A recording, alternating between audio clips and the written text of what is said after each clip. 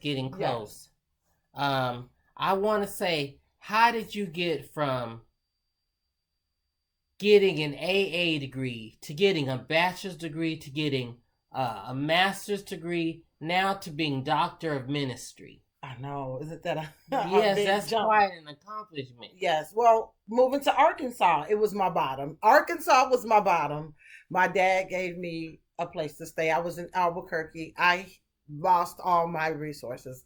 It had got to the point where I was working at a strip club in Santa Fe, New Mexico. Hmm. And I called my dad. Well, I wound up getting kicked out of my apartment. The rent was $350 a month. Hmm. And we wind up living in a skeezy hotel off of the main street.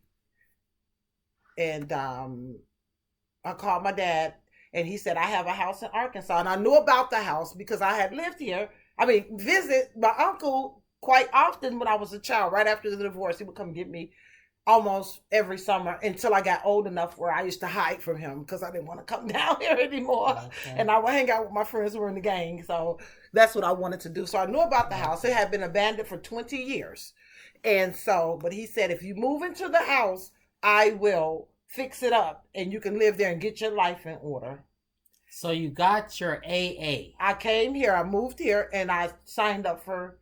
At first, I was drinking profusely. I said I had made up in my mind the drugs have had to stop at that point. When I moved into this house, I had enough respect for my I had enough respect for my uncle to know that I wasn't going to bring any drugs in this house because if anyone was fighting for me, he understood that I was going through a lot, and I just, it was something, the Amish that I felt for him. So I left the drugs alone, but I began to drink, and so I started meeting kind of the wrong people here, and I saw it. I said, no, I did not. You're not gonna do this no, again. No, and I was you not. Saw patterns. Yeah, I saw patterns, and I also saw the fact that I really didn't want to be here in a way. To me, it was a different environment. I hate to say that. You had to adjust. I had to adjust. I couldn't even understand what people were saying because of the dialect. So I really had to adjust, and it was so different, and it wasn't like, okay, I'm going to say it like this. In my addiction, it was still some times where I was around more fancier things, if I must say. And so when I moved into the house and things were falling apart, the roof was leaking. There were raccoons in the house. Raccoons. Yes. And so I basically had felt at that point, I had lived in my car, but I felt this was my bottom, right? So I said, no, I'm going to have to get some things together. I'm going to work on myself. And so I seemed to not be able to attract the better type of people. It seemed like addicts attract other addicts. So I said, well, I have to go outside myself and do something different.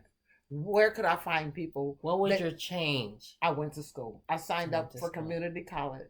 And I had an attitude problem. So when I would have something that wasn't going right that day, I would go sit in the office and I'll say, they don't know me. I'm a gang member and a crackhead. And they were and you were just so transparent. Yeah, you were just so transparent. Yes. You just said point blank. Yes, and I will let you know because you're not. They're not. This teacher is just making it too hard for me, and I feel like I'm being attacked. And some of the counselors would just look at me like, "Really? Are you serious?" And I'd be like, "I smoked crack for 25 years." 25 years and I love PCP and I got an attitude problem, and so they began to say, I don't see that. God, it was all God. I give him all the credit. And so I was asked to speak at my first event, Showcase Your Pretty. I was so guilty because I still was drinking on weekends. I'm like, no, I can't go tell anybody I stopped doing all these drugs when I'm drinking like a fish.